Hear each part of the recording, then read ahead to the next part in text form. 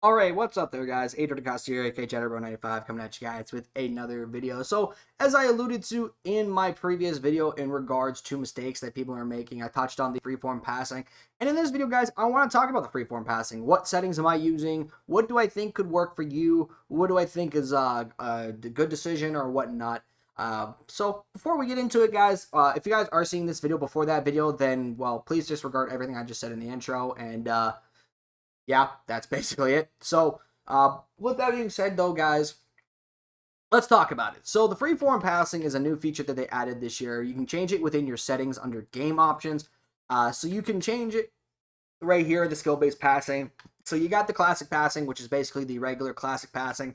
Now, we'll showcase how this works, just for like stuff of that nature. So, you can see right here, yeah, it does showcase you could see like where the ball's going and whatnot. But you don't really have a whole lot of control over it. Like you can't really say for example, like lead your receiver all the way inside the numbers or make it to where you're like throwing like say like on this let's put hang on, can we audible to a play that has a corner route? Let me just check here. I don't know the Chargers playbook like that. Spread, double flex, spacing, switch, mesh. PA post shot. What are we looking at here? Because, yeah, I have no clue. Sure, we'll call this PA read. Pretty sure this is a crosser. Okay, we'll just go ahead and select another play that has a corner route on it. Specifically, we'll look at a play that has some corners. Smash halfback check. Okay. So, like for example, on this play, you see with this pass right here, you can't really lead that toward the sideline a little bit, right? Like you can't really get it and put it into a place where your receiver can like be out of bounds from the sideline and shit. Like, yeah, you do get the low throws. Don't get me wrong, but low throws are a lot more harder to hit this year, so I would just recommend staying away from them as much as possible. So, so that is the classic passing, guys. I definitely would stay away from it this year. Now we'll move on to the placement. Now, placement enables control over the placement of the pass within the target area and finer control over the pass's strength. Now, obviously, when you turn on the skill-based passing, you're going to have different options. The first one's passing slowdown. I would recommend you do not turn this on whatsoever, as it is, as you can see right on the screen, it does say it's turned off basically during online play. Freeform max reticle distance. Now, this one is another thing that people are talking about. They don't know what to do for near, far, or no max distance. I would say start with near, and then if you feel comfortable, go into far. And then if you really want to try no max distance, I definitely would stay away from that as much as possible. But we'll showcase what the placement does. So with placement, you can have control over the placement of the pass. So let's say we could throw this up here. You see how we have a little bit of a better placement with the ball. Now, obviously, you can't really get a difference. You don't really get an accuracy boost, let's say, because like at all, because of the fact that you're not getting the placement and accuracy, just working on the ball placement. So I definitely would say if you're looking to start with skill-based passing, that you look to start with placement, as you can learn how to move the cursor around, get the ball into a spot where you want to go. Like, for example, we'll call this forward verticals. For example, so Mike Williams here, say I want to throw like a back shoulder fade, just throw it behind him, and then boom, you can catch it, go down, and then we'll just do a dive out of the sideline, because fuck it, why not? But yeah, you also can have, you can do things like, say, for example, lobbing a corner pass that leads your receiver vertically over here, which I think is pretty awesome. You also have a situation to where you can call, like, say, let's call it PA read here, call this crosser of Keenan Allen, but you could throw the ball behind him and make him come back to the ball, which I think is awesome. It opens up your offense a hell of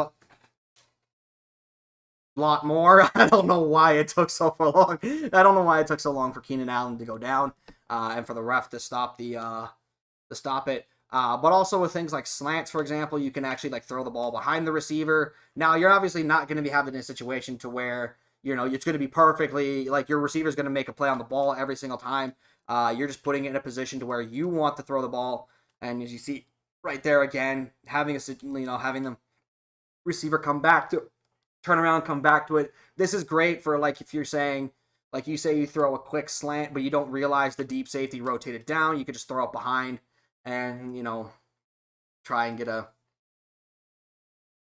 completion there. You also can just be like with hitches, just throw it down and away. And you can try and get it that place. But once you're comfortable with the placement and you're understanding like how you can work placement, and you can work how to do specific things of that nature, we can move on to stuff like placement and accuracy, which is definitely the one I would like to highlight for you guys. So we go back to options again, go to settings, game options, again, placement and accuracy. Now this will enable control over the placement within the target area and finer tune control over the pass's accuracy and strength.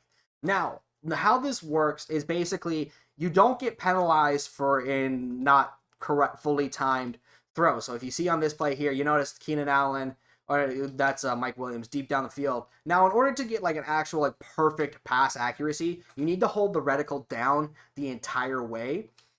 But you don't have to do that. Like you see right here, perfect dead-eye pass. Well, I mean, it's Justin Herbert has sideline dead-eye, so that's kind of a bit of a bummer.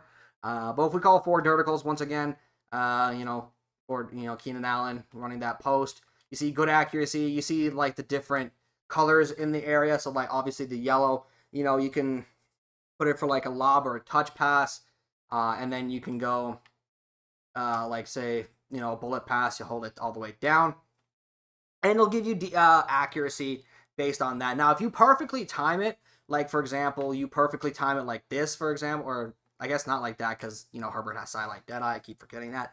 But if you get it within this certain window and you get it perfectly accurate within that window, you're going to get perfect accuracy, which means this no matter how good, like that right there, if you get perfect accuracy, it basically just means that the pass will be on point every single time. It doesn't matter. Well, I shouldn't say doesn't matter, but, it is something that you definitely want to keep an eye on. So, again, perfect pass accuracy. But it is something that you definitely can do. And look to implement into your offense and give it a shot when you want. So, I absolutely love this the freeform precision regular passing. Now, there's also the freeform precision passing, which is what we go with the next thing, talking about the reticle that they showcase. So the game options again, we go freeform max reticle distance. So you have near, far, and no max distance. So for near, and then you have the reticle speed. So this just showcases the speed of where you're putting how fast the reticle can move within the target area. And then obviously reticle visibility and meter visibility. You absolutely want these on. You do not want to turn them off. But I'll showcase what the differences between those now. So like near, for example, it's going to be as close to you as you can get to the receiver, his bubble. So you see where the ball is going. You can definitely move it around in that area a little bit. But it's definitely going to stay within the receiver's target area. Like, so for example, he breaks inside. We throw this down and away. Keenan Allen is able to still come by and make a catch with the ball. And you put it in his position to where he can, maybe cut off a deep half safety trying to lay a hit on your receiver and whatnot. But, I forgot to audible the forward verticals. You know what? I'm just going to call that regularly, or at least call a play that doesn't have, well, I mean, Herbert has sideline dead-eye, so it really doesn't matter how I go about this. Where is, here it is, for verticals. Call the play. Thank you. So yeah, you could just throw it, see like Gerald Everett, you can lead him inside. It's only going to be an area to where he can make a play, and it's not going to be too far away from him. So, but if you go to something like far, for instance, now far, pardon me, when you go to far, for example, this is where things like start to get a little bit more crispy. Now, I am on 20 out of 20, so I suspect that this is going to be insane.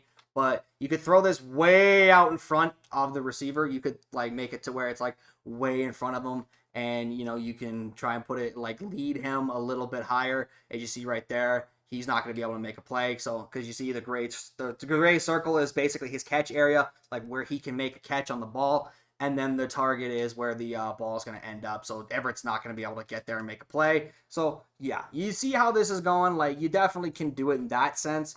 If you really want to try far, I would definitely suggest, though, that you get used to this really, really highly and really, really well, because this is something that you definitely can utilize to open up your offense a little bit more.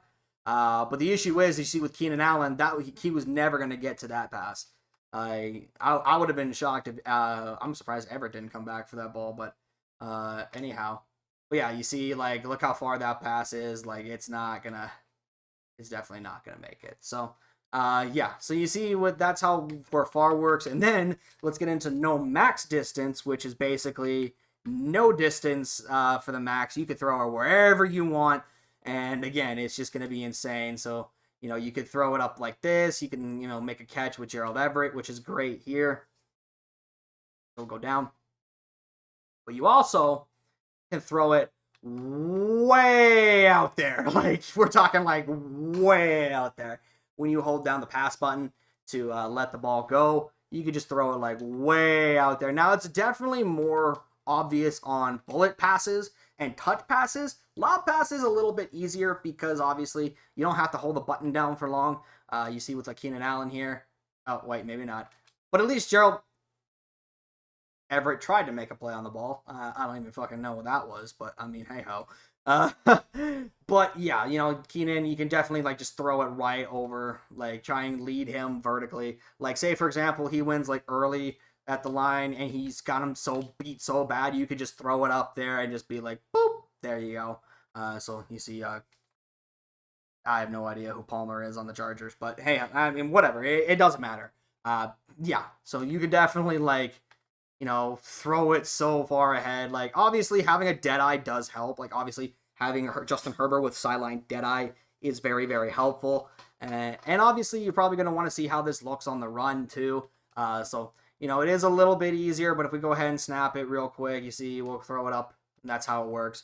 Now, obviously, it's a little bit harder on the run because you got to be sprinting and also keeping your eyes downfield while making sure you don't get smacked by the defensive players, because they will definitely come in and mess you up if you try to scramble too much. So, but that is freeform passing in and of itself, guys. I'll show you some of the throws that I try to make when I'm in game. But my regular settings I like to play on. I like to play on near 20 out of 20 placement and accuracy. So we'll go ahead and change this practice type to just a normal practice. So some of these throws that I'm going to showcase to you guys are some of the throws that I have made personally, and I have done some things against. So we'll call cover one hole here, for example. So we're gonna put we're gonna put Palmer on an in route to draw Jalen away. And as you see, like, obviously, Keenan Allen did get a little bit boxed there because we are playing on all Madden. So we'll put these guys on like mesh underneath routes and stuff like that. But yeah, Keenan, you see he gets open, definitely a little bit close to the sideline there, but it is something that you definitely can do. You also can call some slants here to throw over the middle. Jalen Ramsey definitely was in a place to play in a position to break up that pass, and I'm kind of amazed he didn't. So definitely look to try this, guys. Definitely look in your to add this to your offense. I do definitely think that this is a wonderful thing that you absolutely should at least give a try to. Especially on some of these like throws that you can make with like crossers and corner routes and stuff of that nature. Like, we'll just do a play action here again. You see Keenan Allen just got wide open on that crossing route. Definitely,